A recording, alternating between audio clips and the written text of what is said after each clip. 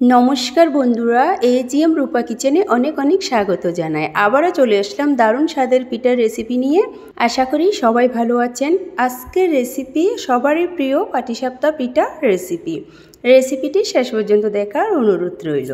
তো চলুন পিঠা বানানোর জন্য ব্যাটার মেখে নিই। প্রথমে একটা মিক্সিং বোলে নিয়ে নিলাম 1 বাটি চালের গুঁড়া, 1 বাটি ময়দা, দিব পরিমাণ মতো লবণ, দিব পরিমাণ মতো চিনিটা আপনারা যার যার টেস্ট অনুযায়ী ব্যবহার করতে পারেন, কম বেশ বাড়িয়ে নিতে পারেন। দিব 2 চামচ পাউডার দুধ। শুকনো উপকরণগুলো আগে একটু ভালো করে মিশ্রণ করে নেব। শীতকালে এই পাটিসাপটা পিঠা খেতে কার কার ভালো লাগে অবশ্যই কমেন্ট করবেন। তো শুকনো উপকরণগুলো ভালো করে মিশ্রণ হয়ে গেলে এই পর্যায়ে দিয়ে দেব অল্প অল্প জল।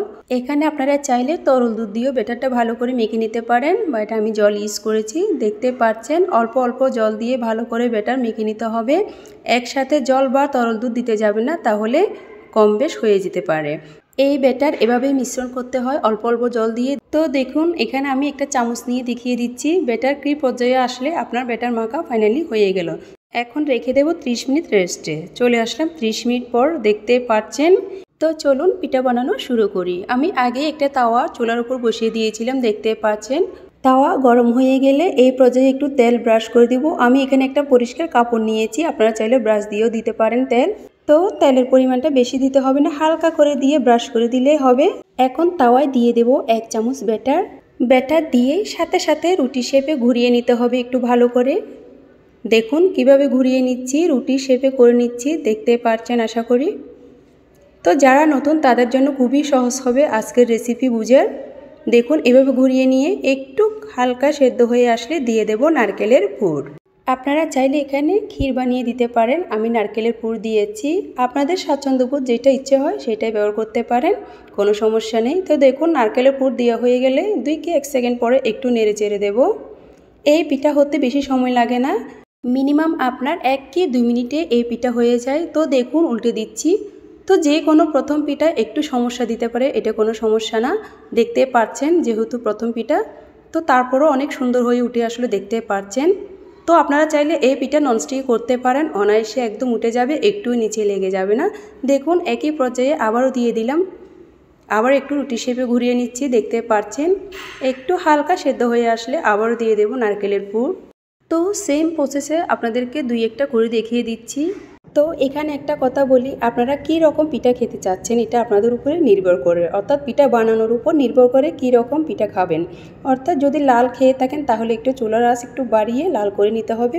যদি সাদা খেতে চান চুলার আঁচ লো টু মিডিয়ামে রেখে একটু সময় নিয়ে করে নিতে হবে, তাহলে পিঠা সাদা হবে। তো অনেকেই অনেকভাবে খেতে চায়, তার জন্য এটা বলা, আর কিছুই না।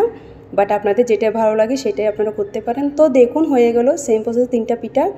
তো একই পদ্ধতিতে সব পিঠা আমি করে নিয়েছি, দেখতে পাচ্ছেন। চলে যাব পরিবেশনায়। আজকের পাটিসাপটা পিঠা খুবই সহজ পদ্ধতি দেখিয়েছি, এর চেয়ে সহজ পদ্ধতি আর হতেই পারে না। এই শীতে একবার হলো ট্রাই করে দেখবেন, আশা করি ভালো লাগবে। দেখুন প্রতিটা পিঠা খুবই সুন্দর হয়েছে, উপরে জালি জালি, খুবই দারুণ হয়েছে। আপনারা ট্রাই করলেই বুঝতে পারবেন। আপনাদের ভিডিওটি ভালো লাগলে ইউটিউব থেকে দেখলে চ্যানেলটি সাবস্ক্রাইব করে দেওয়ার অনুরোধ রইল, ফেসবুক পেজ থেকে দেখলে পেজটি ফলো করে দেওয়ার অনুরোধ রইল। তো দেখুন একটা পিঠা আমি এখানে কেটে দেখাচ্ছি আপনাদেরকে, ঠিক ভিতরে কেমন হয়েছে।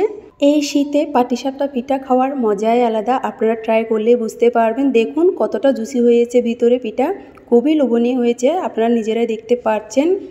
তো দেখুন অনেকটাই লোভনীয় হয়েছে, আশা করি খেতে কেমন হবে সেটাও বুঝতে পারছেন। তো আর কিসের দেরি, একই পদ্ধতি বাড়িতে বানিয়ে নিন ঝটপট পাটিসাপটা পিঠার রেসিপি। বাড়িতে বানিয়ে থাকলে কমেন্টসে বলে যাবেন খেয়ে কেমন লাগলো। দেখতে যেমন হয়েছে খেতে ভীষণ মজার হয়েছে, আপনারা ট্রাই করলেই বুঝতে পারবেন। রেসিপিটি ভালো লাগলে একটি লাইক একটি শেয়ার করবেন। এইরকম আরও নিত্য নতুন ভিডিও পেতে আমার চ্যানেলটি লাইক কমেন্ট শেয়ার করে পাশে থাকবেন। আজ এই পর্যন্ত, পরের ভিডিও পেতে সাথে থাকুন, নতুন নতুন রেসিপি পেতে এজিএম রূপা কিচেনের সাথে থাকুন। সকলেই ভালো থাকুন, সুস্থ থাকুন, ধন্যবাদ।